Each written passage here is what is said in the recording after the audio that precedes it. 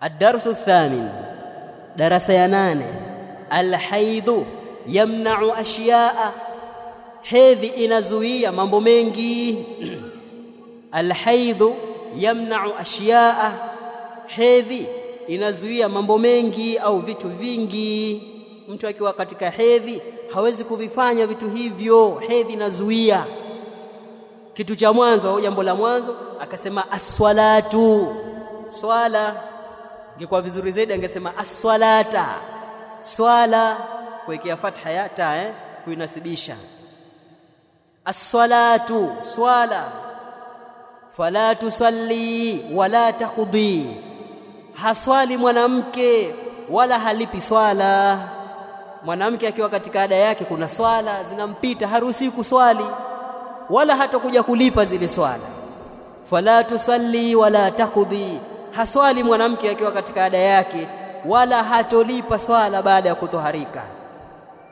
Jambo la pili ambalo linazuilika as-sauma, kufunga. Mwanamke akiwa katika ada yake hafungi, amekatazwa kufunga. Fala tasumu walakin taqdi, hafungi mwanamke akiwa katika ada, na lakini atalipa funga baada ya kutoharika. Zile funga zilizompita za wajibu atakuja kuzilipa, kwa maana mwanamke akiwa katika siku zake haswali wala hafungi, funga atalipa, swala halipi. Jambo la tatu ambalo linazuilika kwa mwanamke katika ada yake at-tawafa bil baiti, kutufu katika nyumba ya al-Kaaba. At-tawafa bil baiti, kutufu katika nyumba ya al-Kaaba, ndapita kwa nasbu at-tawafa, kufanya tawafu, kuizunguka nyumba ya al-Kaaba. Haruhusiki mwanamke kufanya tawafu akiwa katika ada yake. Jambo la 4, masul mushafi, kugusa msahafu. Mwanamke wa katika ada yake hagusi msahafu. Walakin, na lakini, yajuzu an taqra'ahu, inafaa mwanamke kuusoma huo msahafu biduni masin, pasi na kuugusa.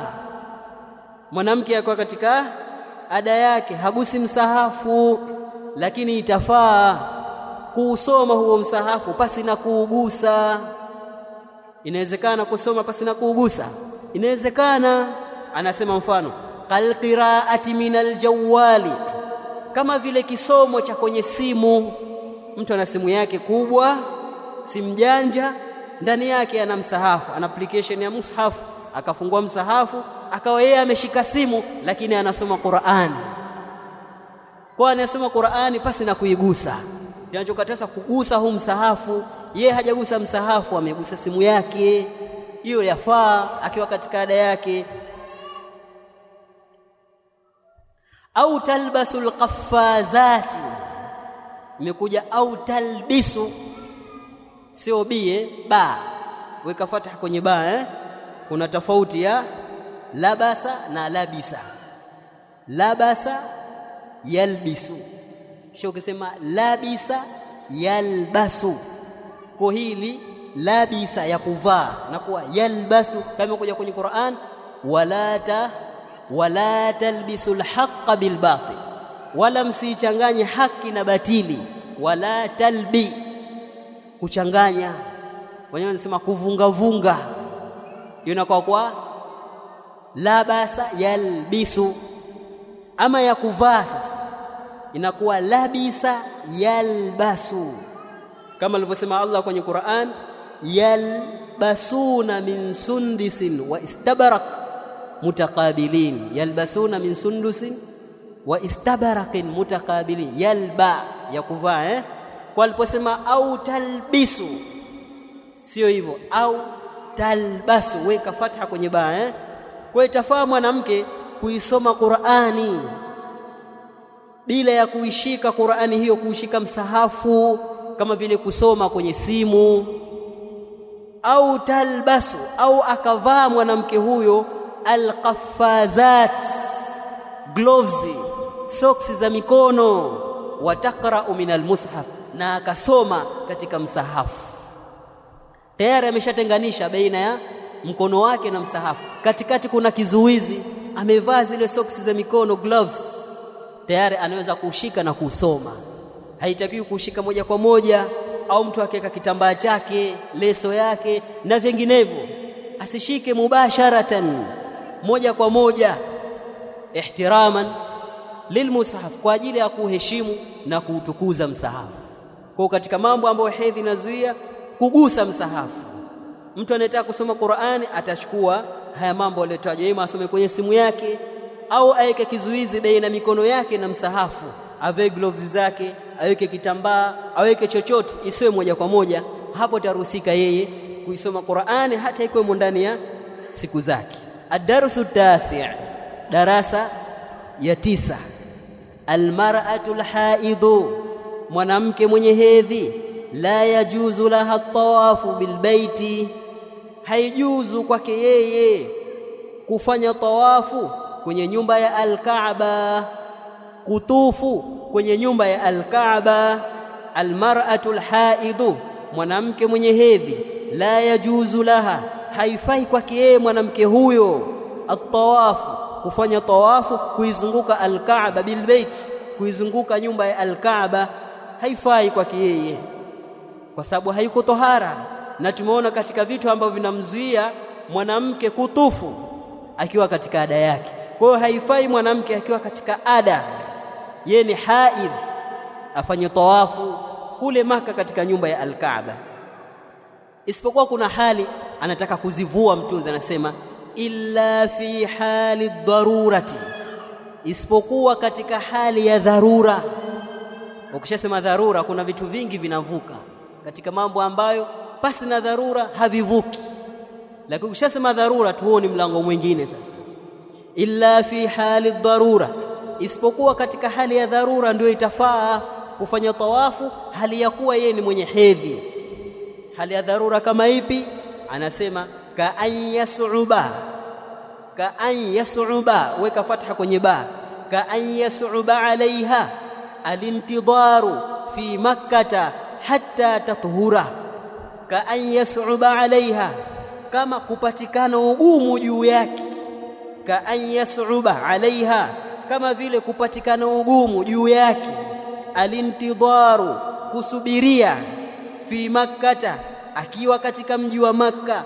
Hatta tathura, mpaka atohariki. Kuna ugumu juu yake kusubiria akiwa katika mji wa Maka, kusubiria atohariki, hilo jambo kwake ni zito, ni gumu, haliwezekani. Na yeye tayari ameshaingia katika siku zake, ada yake, na kuna uzito yeye kusubiria pale masiku ya ada yamalize, atohariki, kisha afanye tawafu. Kuna uzito, hilo jambo kwake yeye haliwezekani. Hapo anaambiwa sasa, nenda ukafanye tawafu hali ya kuwa upo katika ada yako, kwa sababu hii ni dharura. Huwezi kubaki hapa Maka, lazima uondoke, na upo katika hali hiyo hujafanya tawafu, nenda kafanya tawafu, ni dharura hiyo. Sasa au idha kanat murtabitatan bimaw'idi safar, au atakapokuwa huyo mwanamke murtabitatan, ni mwenye kujifungamanisha, mwenye kujiunga, bimaw'idi safari, na ahadi ya safari. Au idha kanat, au atakapokuwa mwanamke huyo murtabitatan, ni mwenye kujifungamanisha, au za kusema murtabatatan pia inawezekana, mwenye kufungamanishwa, mwenye kuunganishwa. Ukisema murtabata, ukisema murtabitatan, mwenye kujifungamanisha yeye mwenyewe, bimaw'idi safar, na ahadi ya safari, maa majmu'atin, pamoja na kundi la wasafiri. Maa majmu'ati, pamoja na kundi la wasafiri. Tayari yeye ana travel date, wanasema wenyewe, ile siku ya kusafiri ishapangwa, kama ilivyokuwa sasa hivi mtu anaenda, lakini siku ya kusafiri tayari ishapangwa, na anaondoka nao tayari, washajitayarisha msafara wake, na yeye ameingia kwenye hedhi, hajafanya tawafu ya kuaga, yeye hajaifanya, ameingia kwenye siku za kuondoka, tayari msafara wake ushajitayarisha na safari. Anafanyaje? Na yeye ashajiunga na wale, lazima aondoke na wale, ndio wenzake, hawezi kuondoka peke yake. Anafanyaje? Ataambiwa sasa hiyo ni dharura, nenda ukafanye tawafu, kisha uondoke pamoja na wenzako. Kama ilivyo sasa hivi, huwezi kwenda hivi bure bure hija. So nenda mwenyewe na rudi, lazima uingie kwenye taasisi fulani, jumuiyat au muassasat, lazima ujifunge na taasisi fulani. Kwa mtaenda mtapelekwa na taasisi hiyo, na siku ya kurudi pia mshaambiwa, wanayejua tu wa taasisi. Kwa mpata na dharura, siku za kuondoka tayari pamoja na wasafiri wenzako, utaambiwa nenda ukatufu hivyo hivyo na ada yako uliokuwa nayo. Au la tastati'u an tusafira wa ta'uda litatufa, au hawezi huyo mwanamke kusafiri akaenda zake nyumbani, wa ta'uda, na akarejea tena katika mji wa Maka mara nyingine, litatufa, kwa ajili ya tawafu. Hawezi, gharama hiyo hatoipata, aondoke kisha aje tena kwa ajili ya tawafu, haiwezekani. Watu watoka miji ya mbali na gharama ni kubwa. Zikitokea hali kama hizo, anasema mtunzi, fahinaha, basi wakati huo mwanamke huyo, intabihi, fahinaha, basi wakati huo mwanamke huyo, yajuzu laha, itafaa kwake yeye, antatufa, kufanya tawafu, walau kanat haidan, ijapokuwa yeye ni mwenye hedhi. Zikitokea dharura kama hizi, basi anaambiwa yajuzu laha, itafaa kwake yeye, antatufa, kufanya tawafu na hedhi yake, walau kanat haidha, ijapokuwa yeye ni mwenye hedhi, atafanya hivyo hivyo kwa sababu ya dharura. Kwa nini? Liannaha mutarratun lidhalik, kwa sababu yeye ni mwenye kulazimikiwa na hilo. Liannaha, kwa sababu yeye mwanamke huyo, mutarratun lidhalik, ni mwenye kulazimikiwa na hilo, hana namna, lazima afanye tawafu hali ya kuwa yumo katika ada yake, hakuna njia tena. Basi anaambiwa fanya tawafu, atatufu. Lakini ikiwa hakuna dharura, haifai kufanya tawafu mwanamke akiwa katika ada yake. Kisha Sheikh akasema, wa hadha ikhtiyaru ibn Taymiyyah, na kauli hii ndiyo chaguo la Ibn Taymiyyah wa Ibn Uthaymeen, na vile vile ndio chaguo la Sheikh Ibn Uthaymeen rahimahumullah, Allah awarehemu hao. Kwa maana wao pia wanaona mwanamke akipata na dharura mfano wa hizi, basi anaweza kufanya tawafu na hedhi yake, ndio chaguo lao na wanawachuoni wengine. Thumma qala hafidhahullah, kisha mtunzi akasema, akaingia katika masala mwanamke mwenye damu ya ugonjwa. Sasa damu ya istihadha, akasema almustahadhatu hiya allati yanzilu minha ad-damu waqtan atwala min muddati haidhiha. Mwanamke mwenye damu ya ugonjwa, hiya allati, ni yule ambaye yanzilu minha ad-damu, inashuka inateremka kutokea kwake damu. Ni mwanamke anayetokwa na damu, waqtan atwala, wakati ulio mrefu zaidi, min muddati haidhiha, kuliko muda wa hedhi yake.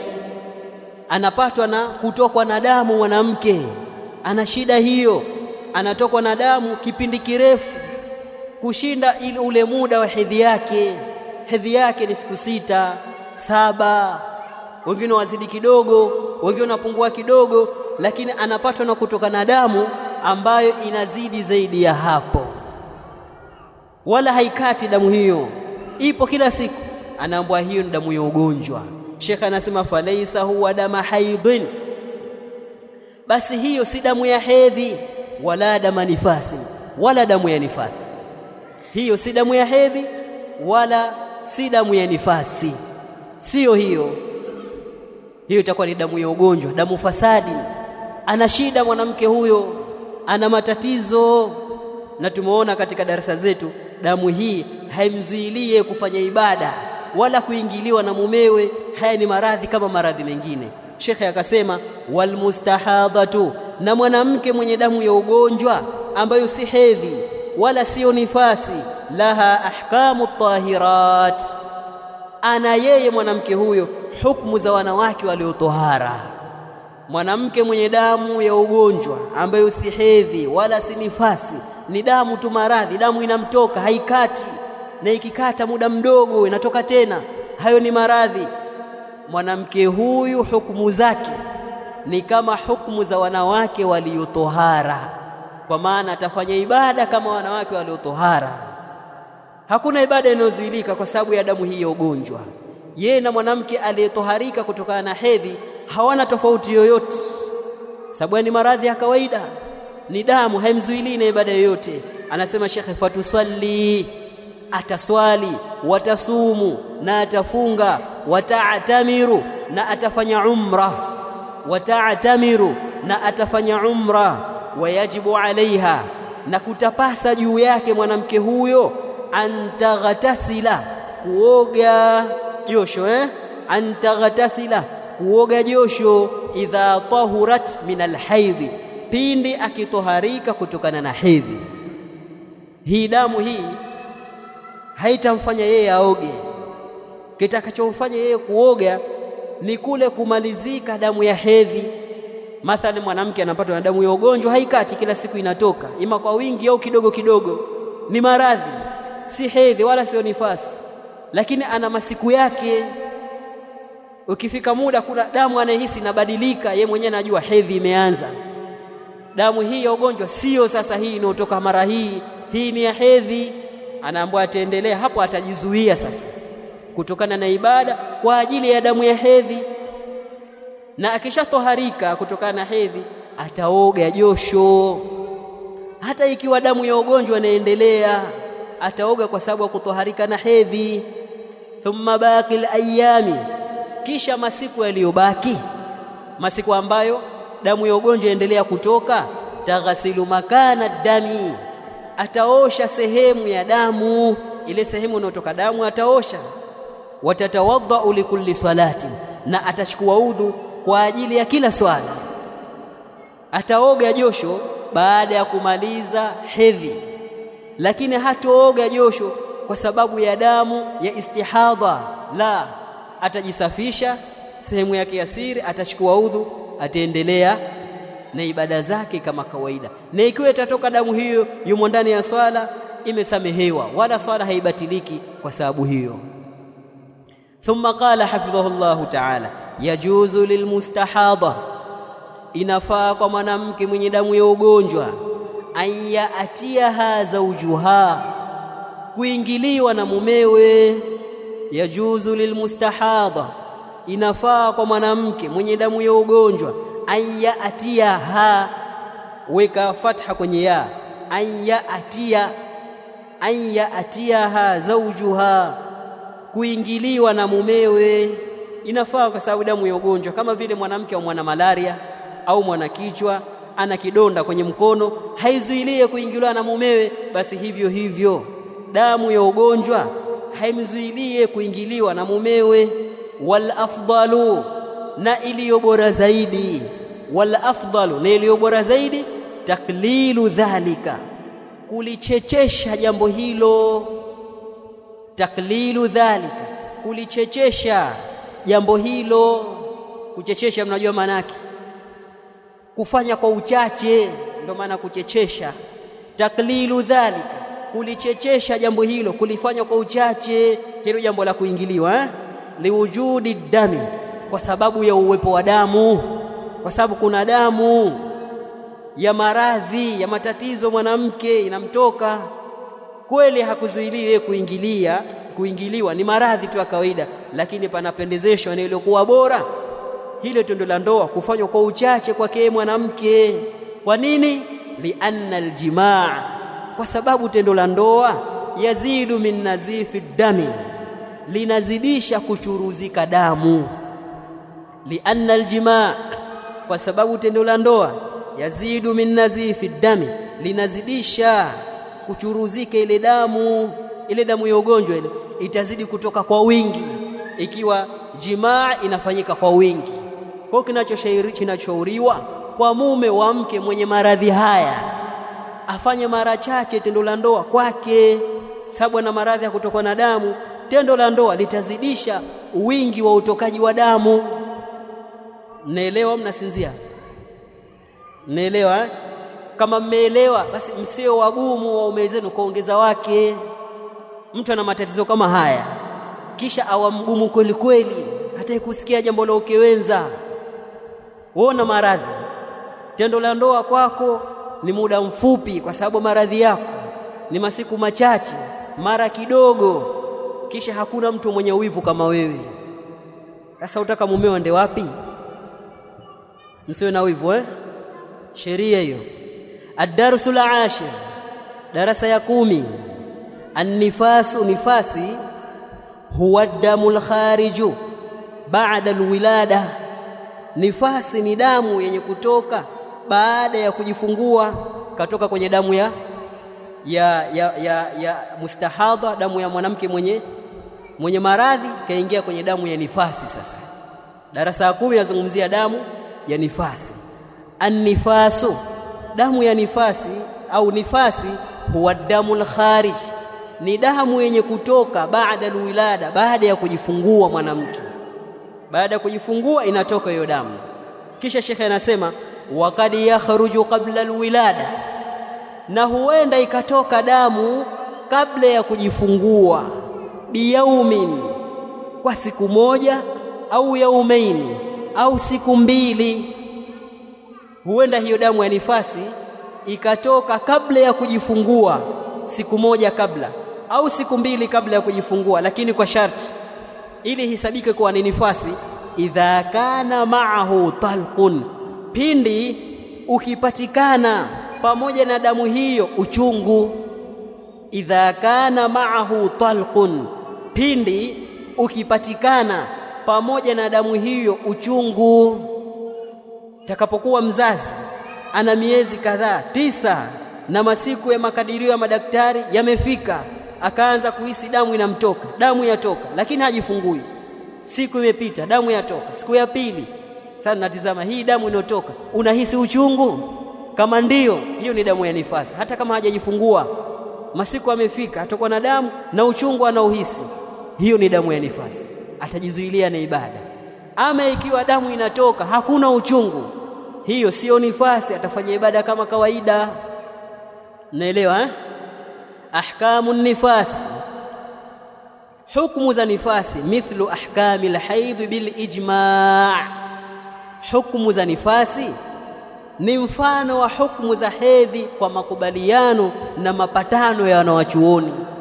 Ukitaka kuzijua hukumu za nifasi, basi rudi ukazifahamu hukumu za hedhi. Zile hukumu za hedhi ambazo tumetaja hapo nyuma ndio zile hukumu za nifasi. Kisha akasema an-nifasu 40 yauma, nifasi ni masiku 40. Angesema ghaliban, ingekuwa aula, mara nyingi, sio mara zote kwamba nifasi ni siku 40. Kuna ambao wanafika chini ya hapo, wengine wanavuka zaidi ya 40. Kwa ghaliban, mara nyingi, an-nifasu 40 yauma, nifasi ni siku 40 mara nyingi. Illa, isipokuwa idha tahurat qabla dhalik, atakapotoharika mwanamke kabla ya masiku hayo 40. Nifasi na kwa ni siku 40, isipokuwa atakapotoharika mwanamke kabla ya hiyo 40. Akitoharika kabla ya 40, basi nifasi imemaliza, ataendelea na ibada. Fahinaha, basi wakati huo mwanamke huyo, fahinaha, basi wakati huo mwanamke huyo aliyetoharika kabla ya 40 huyo, taghtasilu, ataoga josho, watusalli, na ataswali. Weka kasra kwenye chini ya shadda, watusalli, si watusalla, watusalli, na ataswali. Wayatiha zawjuha, wayatiha, imekosewa, imeandikwa wayataiha, sio kwa fatha, hiyo ta inapata kasra. Wayatiha zawjuha, na ataingiliwa na mumewe. Nifasi ghaliban ni siku 40.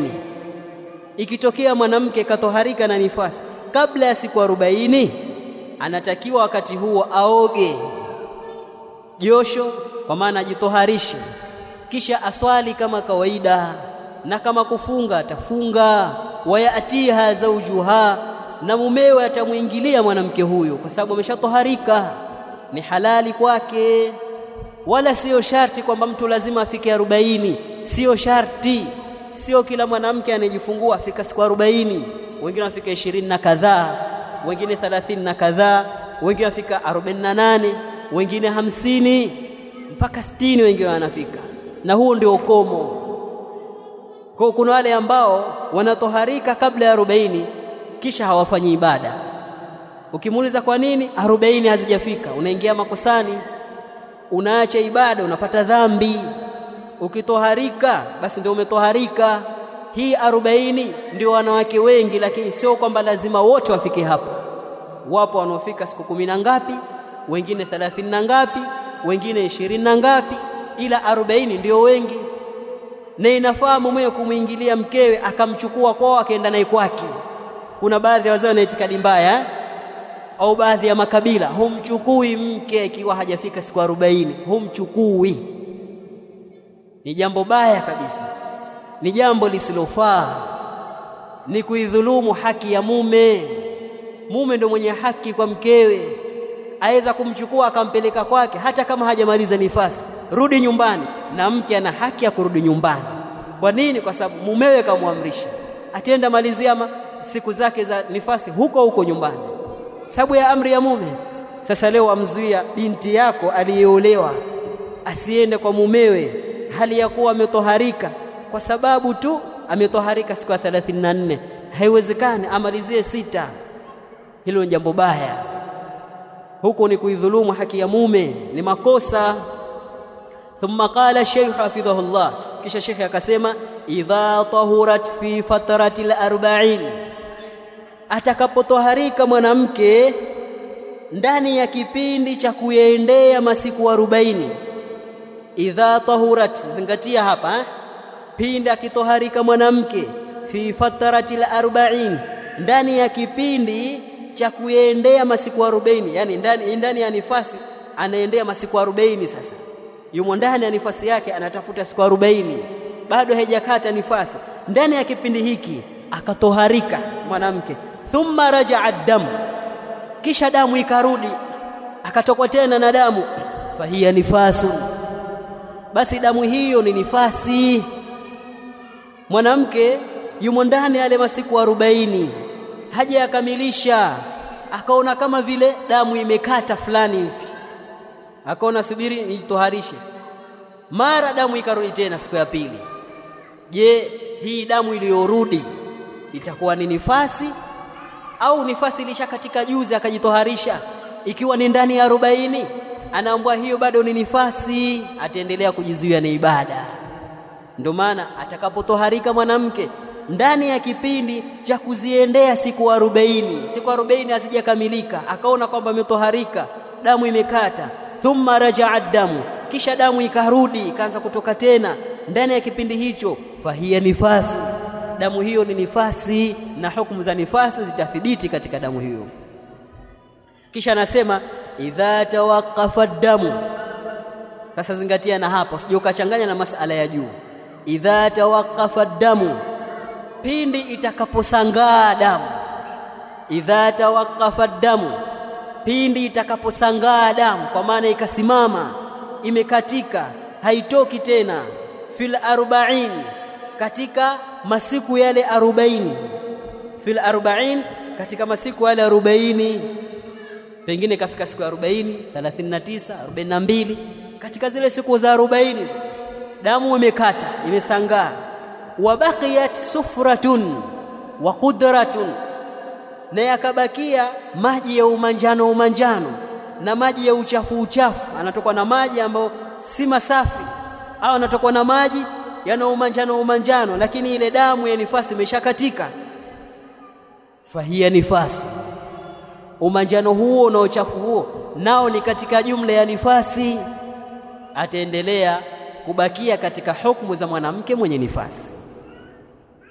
Amefika siku 40, lakini ameshaona kama vile damu imekata, na leo ndio siku 40, 41, 38, 39, siku zazungukia humo mwishoni, damu imekata, lakini akaona kuna maji ya umanjano au maji ya uchafu yanatoka. Sasa baada ya kukata damu, anaambiwa haya maji haya yaliyoungana baada ya kukata damu yametoka, ni katika jumla ya nifasi. Usitoharishe kwanza, yasubirie maji hayo yamalize yakate. Lianna tahara, kwa sababu tahara la tadhharu, haidhihiri tahara illa biljafafi, isipokuwa kwa ukavu. Lazima kupatikane ukavu, damu ikate na maji ya umanjano na uchafu pia yakatike, yasiwepo. Sehemu iwe ni kavu, hakuna kinachotoka, hii ni alama ya kutoharika. Lakini damu imekata, maji ya umanjano na uchafu yatoka, hapa hakuna ukavu, hapa hapajakauka, haya maji yanayotoka nayo katika jumla ya nifasi, ataendelea kubakia katika hukumu za mwanamke mwenye nifasi. Hata kama damu imekata, asubirie na hayo maji nayo yakata. Kama sabaka fil haid, kama lilivyotangulia hilo katika hedhi. Tumeona kwenye hedhi vile vile uchafu na umanjano ukija katika kipindi cha hedhi, basi nao ni katika jumla ya hedhi. Lakini baada ya kutoharika, mwanamke akajisafisha, kimetoka kipande cheupe na ukavu umeonekana, kisha ukaja uchafu na umanjano, hauzingatiwi. Basi hivyo hivyo kwenye nifasi. Wallahu a'lam. Leo tunafikia hapa. Darasa ngapi zimechukua? Darasa 10 Haya. Leo mwendo ulikuwa mdogo na muda pia mdogo. Kwa inshallah darasa zijazo utapata muda mkubwa na mwendo wa kufahamika. Wallahu a'lam. Subhanakallahumma bihamdik, nashhadu an la ilaha illa ant, nastaghfiruka wa natubu ilayk.